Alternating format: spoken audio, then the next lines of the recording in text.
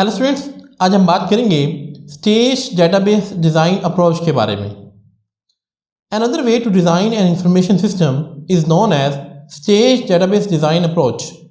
Database को बनाने का एक और तरीका हमारे पास स्टेज डेटाबेस डिज़ाइन अप्रोच है। It is a top down approach.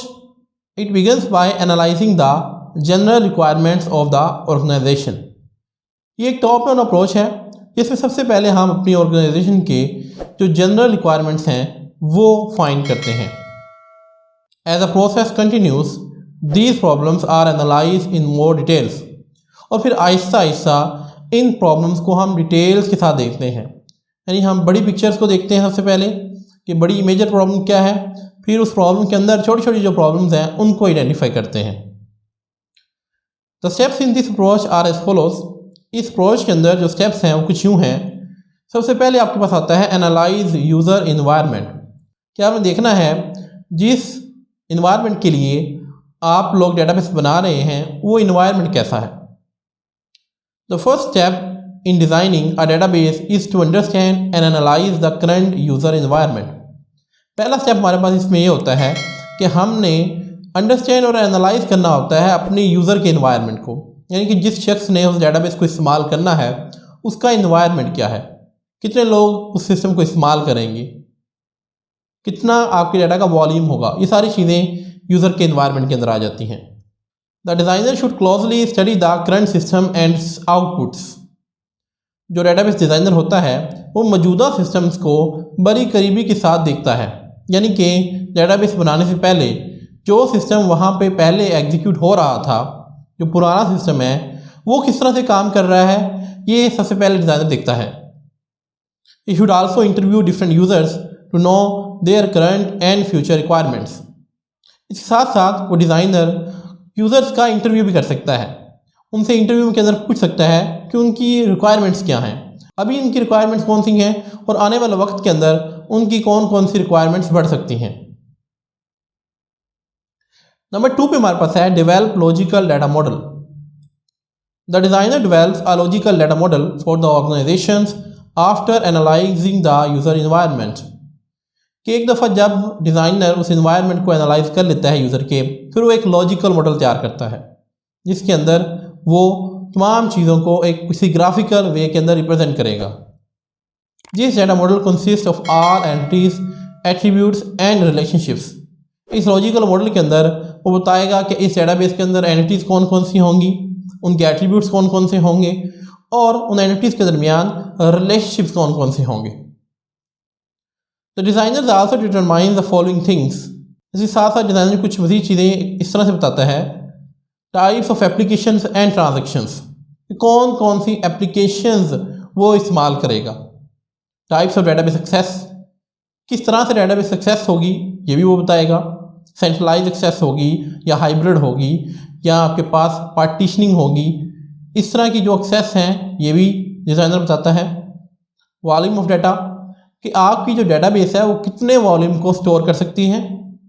Frequency of database access, आप डेटाबेस को दिन में या एक घंटे के अंदर कितनी बार एक्सेस कर सकते हैं। ये सारी की सारी चीज़ें डिज़ाइनर लॉजिकल डाटा मॉडल के अंदर बताता है। इसके बाद हमारे पास आता है चूज़ अ DBMS।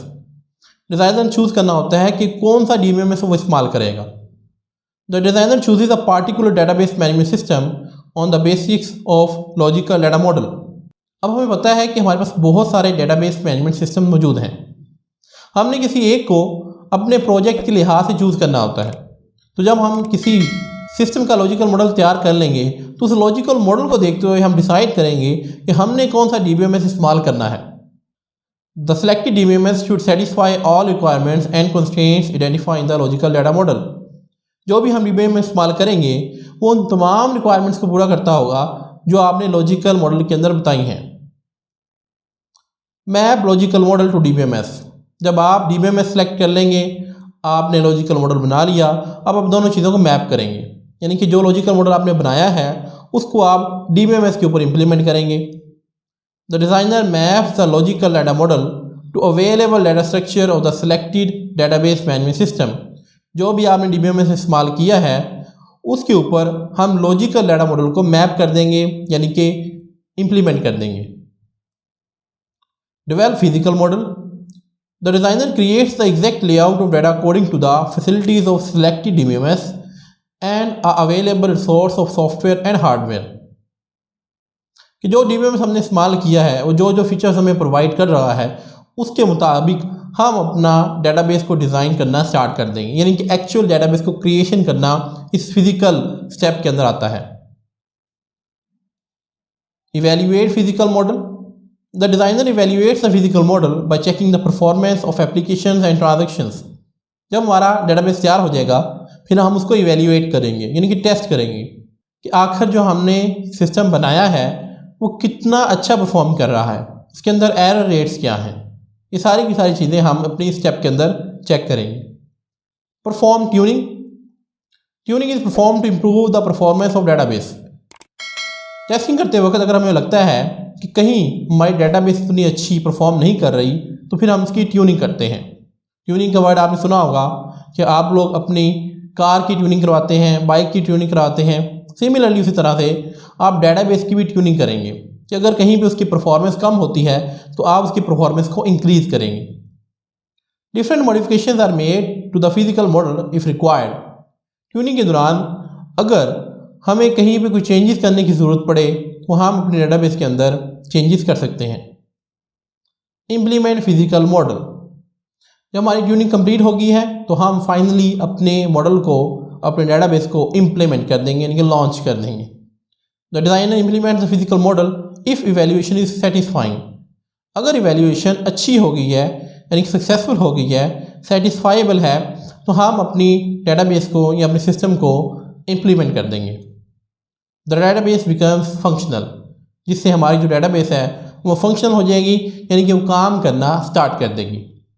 तो ये वो तमाम के तमाम स्टेप्स हैं जो हम अपनी स्टेज डेटाबेस डिज़ाइन अप्रोच के अंदर इस्तेमाल करते हैं। आई होप आपको क्लियर हो गया होगा। आज के लिए इतना ही, मिलते हैं नेक्स्ट लेक्चर के अंदर। Thank you very much.